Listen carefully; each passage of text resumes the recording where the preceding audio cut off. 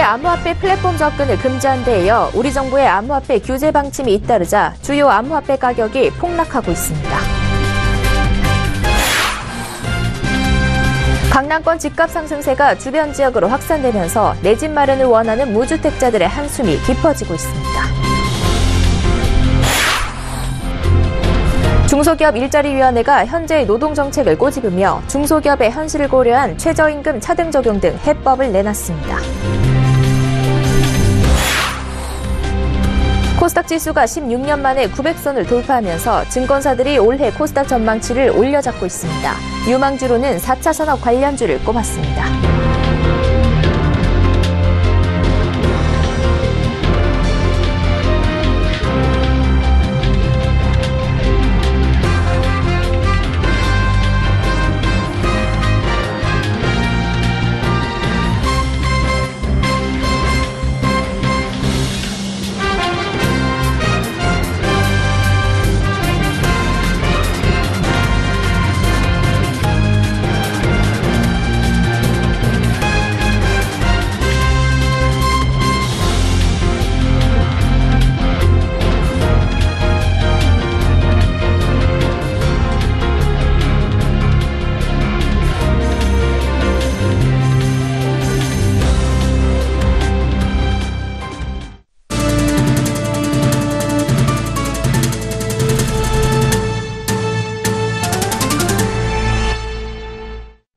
시청자 여러분 안녕하십니까? 센경제 현장 양한나입니다.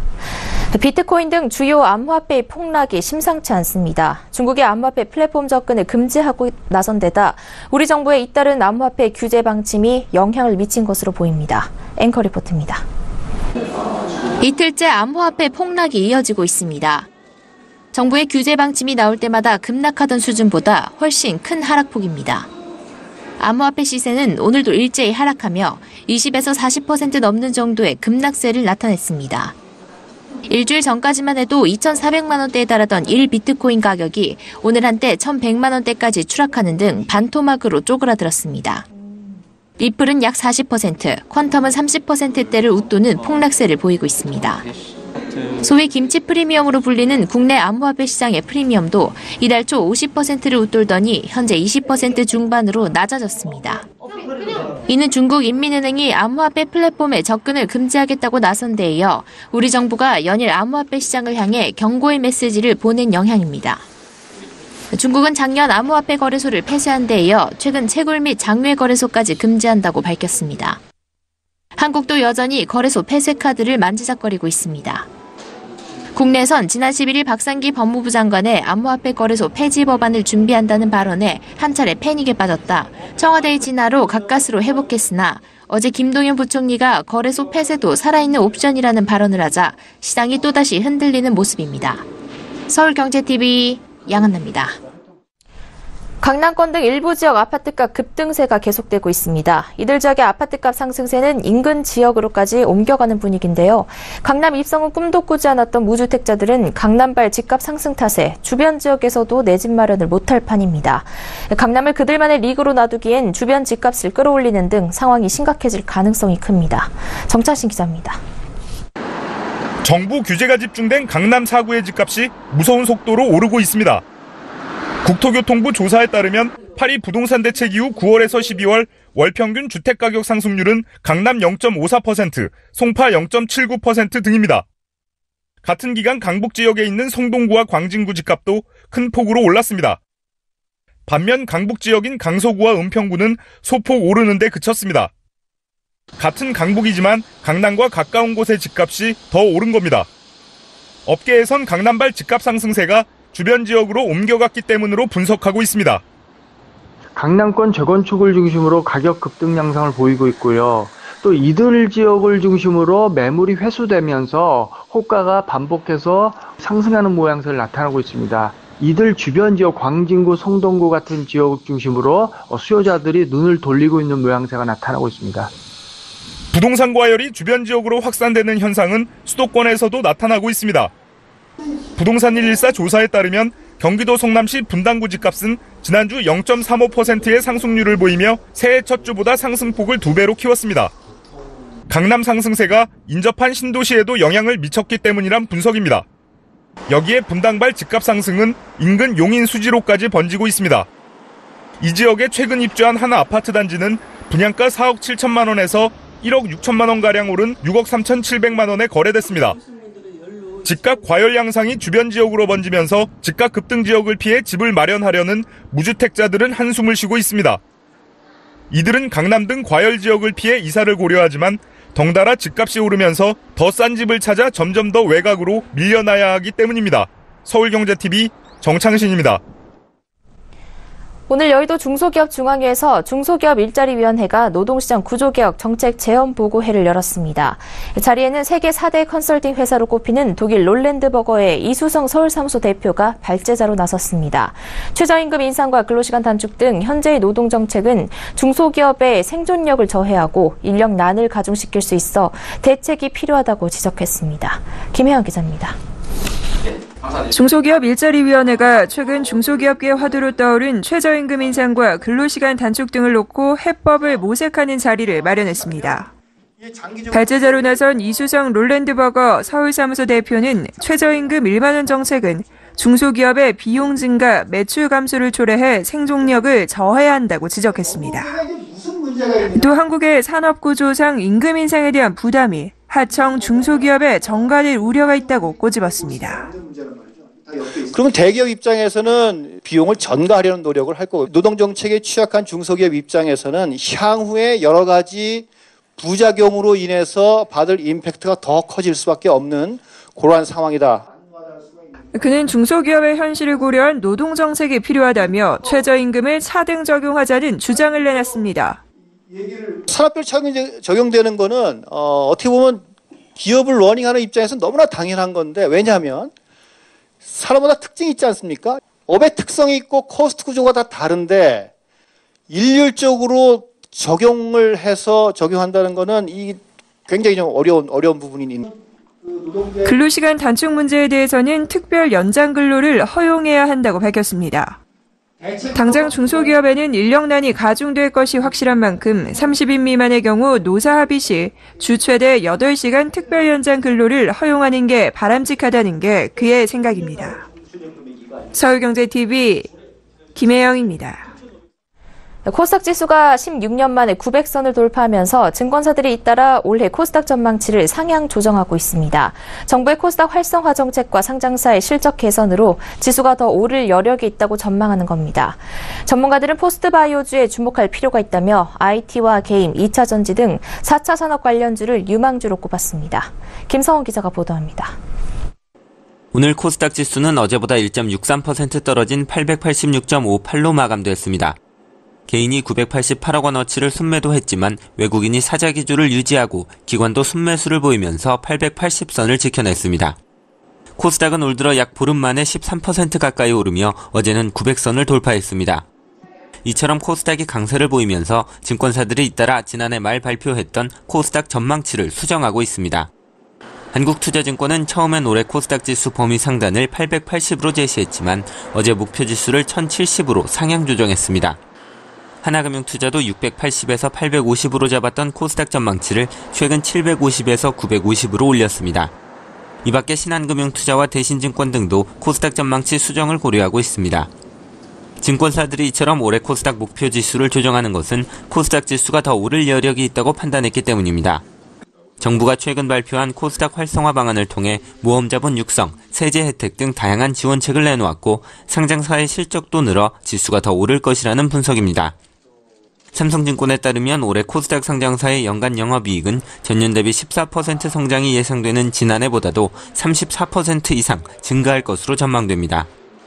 전문가들은 코스닥 시장의 전망이 밝기는 하지만 바이오주만 보고 투자하는 것은 위험하다고 지적합니다. 포스트바이오주로 꼽히는 IT, 게임, 엔터, 2차 전지 등 4차 산업 관련주에 주목해 투자 전략을 세울 필요가 있다는 것이 투자 전문가들의 조언입니다. 서울경제TV 김성훈입니다.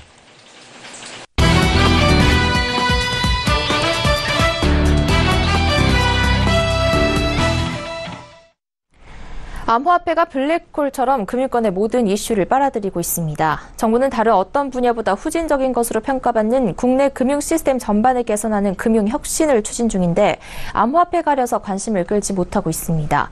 특히나 문제가 많은 금융회사 지배구조 개선 과정을 보면 금융당국 수장들이 직접 설전에 휘말리면서 괜한 논란만 일으켜 이러다 금융 혁신이 큰 차질을 빚을 것으로 우려됩니다. 정홍규 기자 나와 있습니다. 정 기자, 최근 최종구 금융위원장이 이 금융혁신 추진 방향을 발표하면서 관심을 좀 가져달라라고 호소를 했다고 하던데요. 당시 상황이 어땠습니까? 네, 우선 금융위원회 금융혁신 추진 방향 발표는 이번 주 월요일인 지난 15일 오전 10시에 서울 정부청사 합동 브리핑실에서 있었습니다. 이는 진작에 예정이 되어 있던 일정인데 이날 아침 갑작스럽게 금융위 발표 20분 전 국무조정실이 같은 장소에서 암호화폐와 관련된 긴급 브리핑을 진행했습니다. 지난주 목요일 박상기 법무부 장관이 거래소 폐쇄 방침을 발표한 이후에 반대 여론이 거세지자 청와대에서 정해진 일이 아니라고 해명하면서 논란이 커졌는데요. 이런 혼란 상태가 주말 동안 계속되자 국무조정실을 중심으로 암호화폐 관련 사항을 대응하겠다고 밝히며 교통정리를 한 겁니다. 최근 암호화폐 열풍은 금융권을 넘어 사회적 문제가 되고 있는 데다 같은 장소에서 금융혁신 추진 방향 브리핑이 이어지다 보니 암호화폐에 대한 기자들의 궁금증도 이어질 수밖에 없었습니다. 이런 분위기 속에서 최종구 금융위원장은 본연의 업무인 금융혁신 추진이 중요하다고 생각한다며 관심을 가지고 성원해달라고 호소한 겁니다. 네, 근데 금융혁신이란 건 당국과 업계가 중심이 돼서 진행을 하면 되는 건데 특히 관심을 요구했던 이유가 있을까요? 네, 암호화폐 광풍이 계속되는 경우에는 관심받지 못하는 것을 넘어서 준비된 계획들이 영향을 받을 수 있기 때문인데요. 예를 들자면 정부의 금융혁신 추진 방향은 금융부문 쇄신과 생산적 금융, 포용적 금융 끝으로 경쟁 촉진까지 크게 4대 과제로 나뉩니다. 이 중 창업, 벤처기업 등 생산적인 분야로 자금을 원활하게 지원하는 생산적 금융은 코스닥 시장 활성화 방안이 핵심 중 하나인데요. 코스닥 투자자들에게는 세제 혜택을 제공해 자금을 끌어들이고 혁신 기업들이 코스닥을 통해 성장할 수 있도록 상장 요건을 낮추는 내용입니다. 예상하지 못했던 암호화폐가 자금을 빨아들이면서 코스닥 활성화의 암초가 된 건데요. 국내 암호화폐 거래소의 거래량을 고려하면 이 시장에 유입된 자금은 30조 원 안팎으로 추산됩니다. 최근 코스닥이 좋은 흐름을 보이고 있기는 하지만 암호화폐만 아니었으면 충분히 더 오를 수 있었다는 분석도 나오는데요. 가장 우려스러운 것은 암호화폐 투기가 진정될 때 급격한 가격 폭락이 이뤄지는 것입니다. 정부는 암호화폐 열기를 코스닥으로 옮기는 것을 이상적으로 생각할 수 있는데 이 경우에는 아예 엄청난 자금이 사라지는 피해만 나을 뿐입니다. 네, 지금 금융권에서 이른바 관치 논란도 암호화폐 못지못하게 뜨거운 이슈인데요. 이 지배구조 선진화라는 게 금융권 전체가 대상이 되어야 하는데 특정 회사 하나로 이제 집중이 되면서 당국이 오히려 진위를 의심받고 있다 이런 이야기도 나오던데요. 네, 당국에서는 금융지주 회장들의 손쉬운 연임 구조를 지적하고 있고 업계에서는 민간 금융사 인사에 개입하는 관치라며 반발하고 있습니다. 경영진이 사회이사 선출에 영향력을 발휘하고 이 사회이사들이 또 회장과 행장을 뽑는 구조에 문제가 있다는 당국의 지적이 틀린 말은 아닌데요. 관치라는 업계의 주장 역시 그간 정권이 바뀔 때마다 특정 인사 찍어내기가 있었던 것을 고려하면 터무니없게 들리지도 않습니다. 문제는 최종구 금융위원장과 최영식 금감원장이 특정 회사와 임무를 겨냥한 듯한 발언을 반복하면서 CEO 승계 절차 투명화라는 명분이 의심을 사고 말았다는 겁니다. 최근 금융혁신 과제 중 금융부문 쇄신은 마치 금융당국 대 하나금융의 대립처럼 보이는데요. 특히 회장 선임 절차를 중단하라는 금감원의 요청을 하나금융이 거절하는 가운데 나온 최종구 금융위원장의 발언은 이 같은 의혹을 확신 수준으로 바꿔버렸습니다. 문제의 발언은 금융인들 중에 우리가 하는 일은 언제나 옳고 어떤 경우에도 간섭받아서는 안 된다는 우월의식에 젖어 있는 분이 있다면 빨리 생각을 고쳐야 할 것이라고 한 부분인데요. 간섭받아서는 안 된다는 우월의식이라는 부분이 당국의 중단 요청에도 김정태 회장의 연임 시도를 강행하고 있는 하나금융을 지목한 것으로 해석된 겁니다. 이후 금융위는 금융권 전체의 변화 필요성을 강조한 것이며 특정 회사나 사례를 염두에 둔 것이 아니라고 해명 자료를 냈지만 시점과 내용을 모두 고려할 때 금융권 관계자라면 이를 그대로 믿기 힘든 상황입니다. 결국 관치라는 업계 주장에 무게가 쏠리면서 당국은 오해를 불러일으키지 않겠다며 현재 하나금융을 상대로 진행 중인 검사를 추가 확대하지 않겠다고 밝혔습니다. 네, 정부의 금융 혁신을 둘러싼 우려를 정홍규 기자와 짚어봤습니다. 고맙습니다. 네, 감사합니다.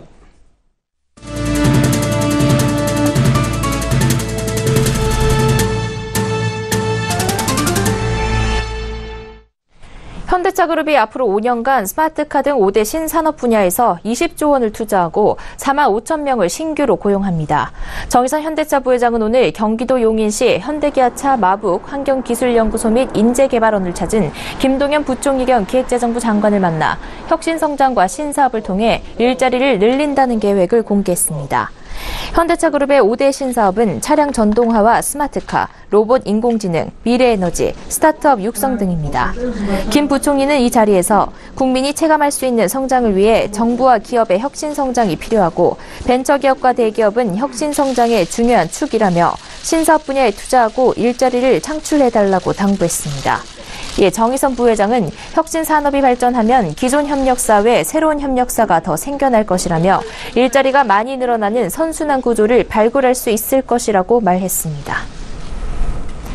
국내 총생산 성장률이 3%를 유지하면 7년 후 1인당 국민소득이 4만 달러를 돌파할 것이란 전망이 나왔습니다.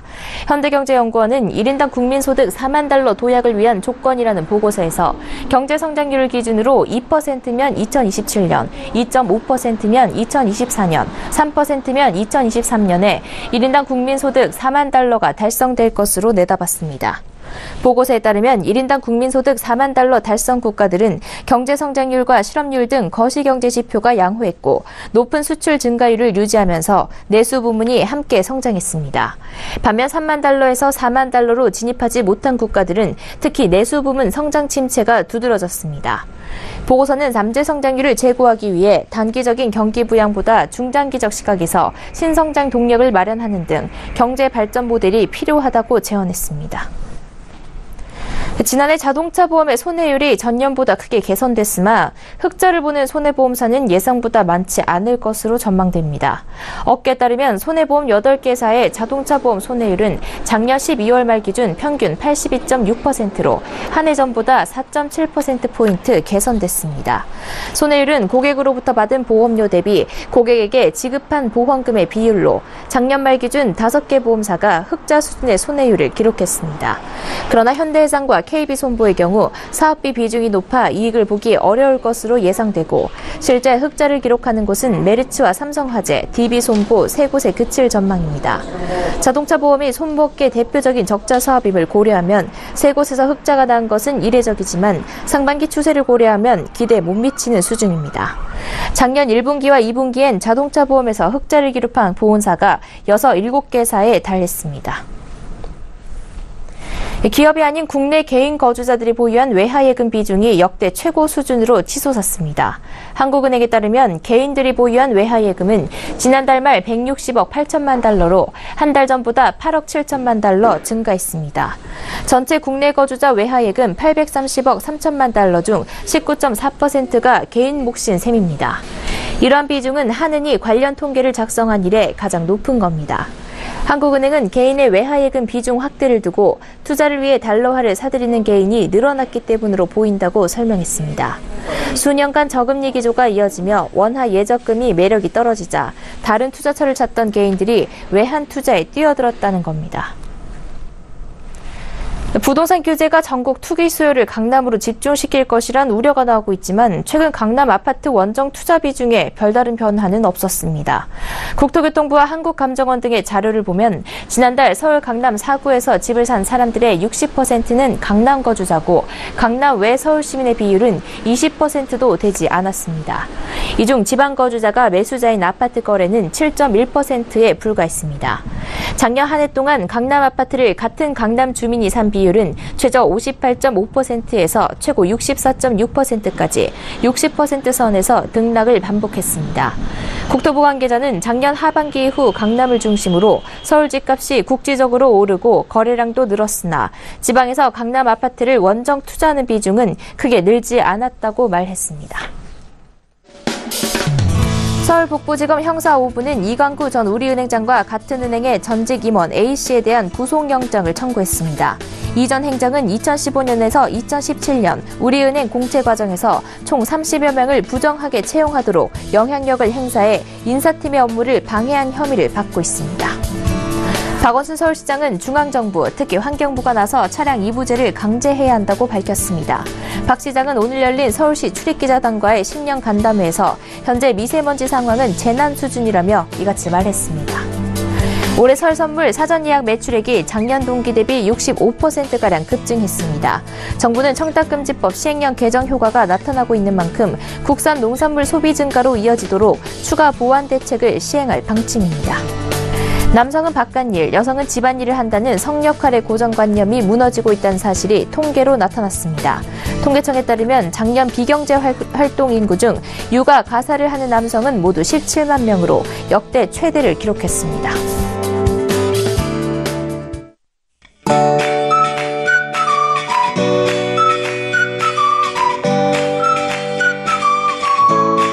안녕하세요.